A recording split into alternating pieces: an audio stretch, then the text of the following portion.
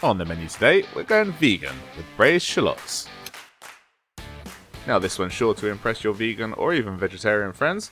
If you've got them coming over for dinner, give this one a go.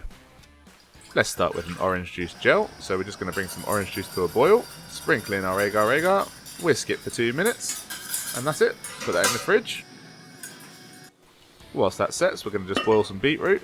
You can also roast this in foil. And again, whilst that's going, we're going to get on with our tomatoes.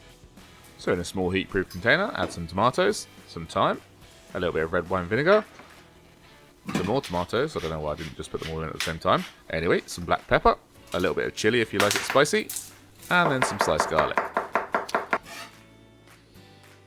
Pour over a few teaspoons of good quality oil, I'm using rapeseed, coat all those tomatoes, and then finish with a good amount of salt. Now moving on to the shallot itself, just slice it in half, peel, cut off the root end, crush 2 cloves of garlic, grab a couple of bay leaves, and a small bunch of thyme.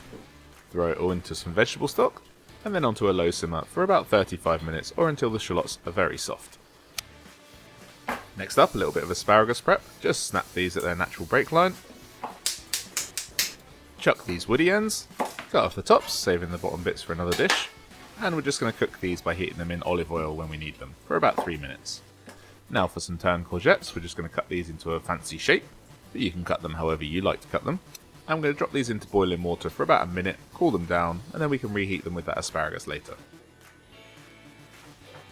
Now for the cucumber, no real instruction needed here. Take off the first bit and get rid of that, or eat it, and then just peel some slices and roll them up. You could also pickle these or add other flavours to them if you want.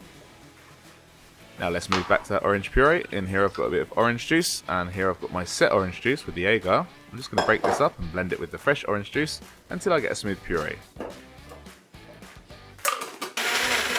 If this comes out too thick or grainy, just add some more orange juice and blend again. And by now our baby beetroot's done, so I'm just going to scrape off the skins on them and then cut them in half. And for our golden beetroot, I'm just going to cut some thin slices, and then use this little pastry cutter to cut out some rounds. Again, you could pickle or flavour these however you want if you haven't done the cucumber, but I've just left them plain. Anyway, back to our shallots. Now they're soft, we're just going to dry them off. A little bit of oil in the pan, get it nice and hot, and sear these off until they're golden brown. If you have any questions or comments, leave them down below, and I'll get back to every single one of you. Otherwise, I'll see you next week.